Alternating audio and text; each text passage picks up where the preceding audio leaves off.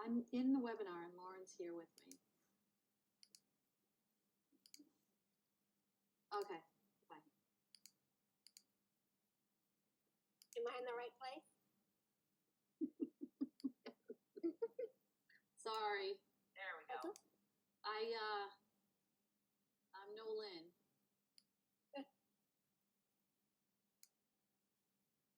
I'm driving in my car, so I'm going to be off camera. And Jen and Nancy are in the waiting room.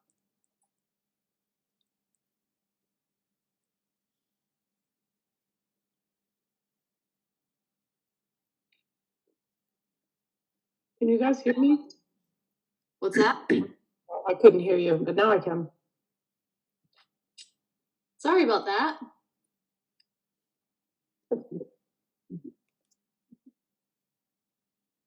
You guys hear me? Yes. Yep. Okay. All right. So I see we've got ECAT is on, so we can oh, look at that. We have the full quorum. All right. Okay, so we're going to go ahead and get started. Good afternoon and welcome to the Easton School Committee workshop meeting of Thursday, June 15th, 2023. Can I interrupt? I'm sorry. Sure. Can you hit record? You're really pushing you. or make me a host and I can do it. On the computer or to the cloud? To the cloud. Recording in progress. I'll begin again. Good afternoon and welcome to the Easton School Committee workshop meeting of Thursday, June 15th, 2023. This meeting will be conducted remotely over Zoom. Attendance by committee members will be remote and remote attendance shall count toward quorum. The meeting will be broadcast live and recorded on ECAP. So, first item on the agenda is potential discussion and possible vote related to hiring. Dr. Cabral. Thank you. So we have had a very busy hiring season so far. We've had a lot of retirement, but in addition to that, we've had a lot of internal movement. So we've been posting positions, moving people internally, and then reposting their positions. So it's been this trickle effect between the Unit A and other units and non-union employees. We have already hired 31 staff members. We have 12 postings that are currently in progress. And out of those 31, actually out of the 43 of those, we have 4 that I believe are worthy of being placed on the salary scale above step 7. So with the remaining hires left, I foresee possibly 1 of those. Now, my reason for this is because these positions are, some of them, more than one of them require double certifications.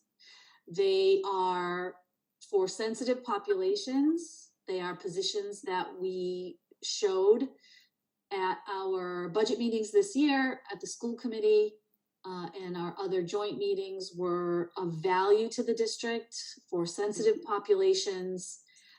We have also been able to include both multilingual and persons of color in this batch.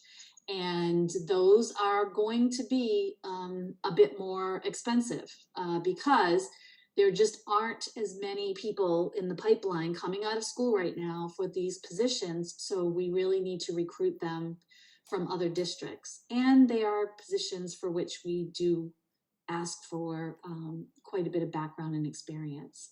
So I'm asking for your consideration to vote that these positions be added.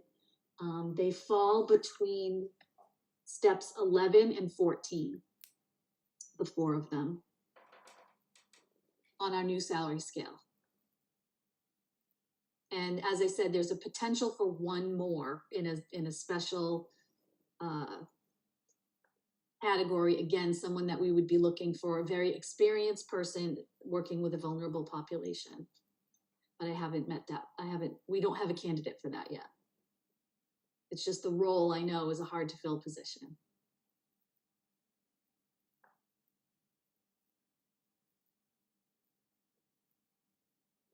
So do any committee members have questions for Dr. Cabral or comments? Nancy? So of the 4 positions, do we know what the 4 positions are? Do we get this? Do we know? I mean, is it a kindergarten teacher? Is it a adjustment count? Like, can we know this or not know this? This is up to you. This is why I really feel like this shouldn't be something that's in the contract, because it affects negotiations going forward. I can tell you none of these positions are classroom teachers. The reason I would rather not say, but certainly if you want me to, I will, is because if the committee decides to approve them and the candidates do not accept the position, then it becomes literally public knowledge what those are and what we're willing to offer for those positions. If you decide not to allow it, then it lets people know that if they have experience, they probably wouldn't apply here because they know that it's not going to be taken. So it really compromises the negotiating posture of the district. But I can tell you in this particular case, none of these, nor the one that I'm thinking may also fall in this category, are classroom teacher grade level positions. Thank you. Sure. Again, without getting too much detail or, disclosing anything identifiable about the candidates, can you tell us if they all have, do any have less than 7 years of experience? No, Okay. none of them. I have not given anyone credit for anything other than actual experience relevant to the position. Okay.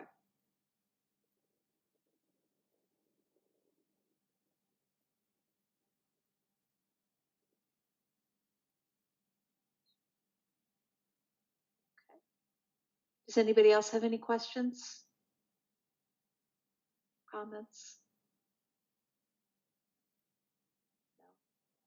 No. All right. So then I will make a motion to vote to approve Dr. Cabral offering employment at steps above step 7 for the 4 positions described today. Do we want to? Yeah, because we haven't done this often. So do we want to do it? Can we, should we, what do we think about doing it for the potential 5th as well? Or do we feel like that's something that we would need to come back to? Any committee member thoughts on that? I will, of course, do whatever you direct. I will tell you that at least one of these candidates has been waiting for about 5 days now, and we are really at risk of potentially losing them. I don't know. I mean, obviously we have a meeting on the 22nd, but I don't know when the candidate for the next one is going to come before me, and they would have to wait as well.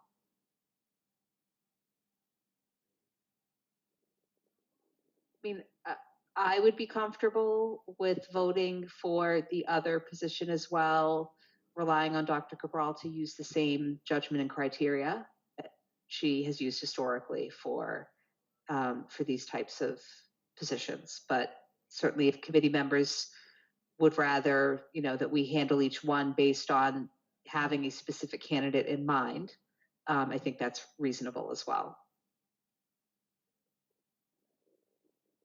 So Michelle, you came off mute. Any thoughts? So many.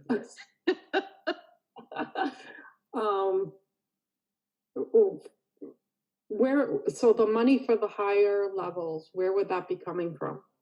So these are all positions that we anticipated would be hard to fill and that we wanted very experienced double certified people.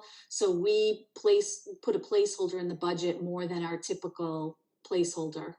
We do that as we go through the positions we want to hire. We do an estimate for each of them, And these all fall within the ones that we anticipated were going to be difficult to fill.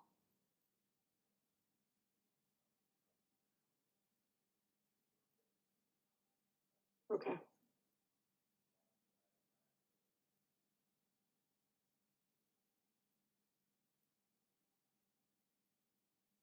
So with that, I guess the question is, and I suppose I can just make the motion and we can, you guys can second it or not.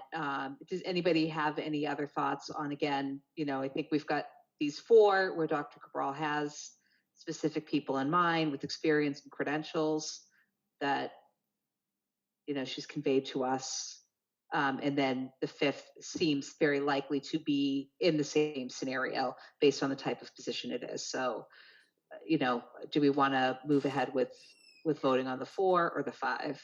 Just if anybody.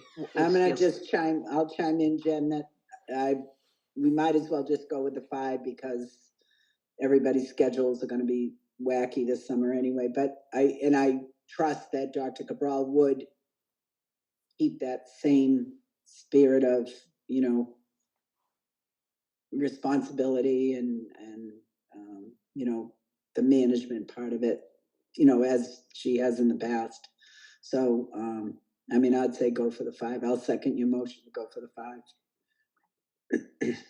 Okay, so then, I'll make the motion to approve Dr. Cabral making offers above step 7 to the 5 positions that are under consideration. Can I get a second?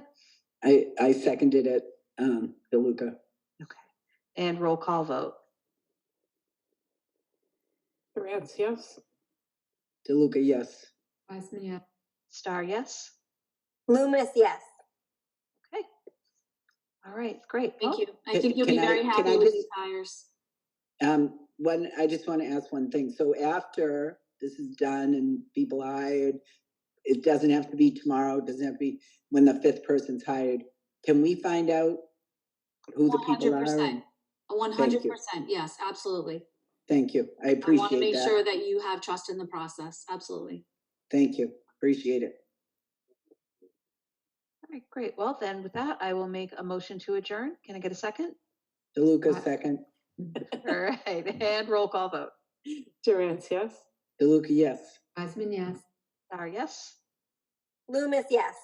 All right, great. Thank you, everybody. Thank you. Thanks, Jen. Bye. Thank you. Bye.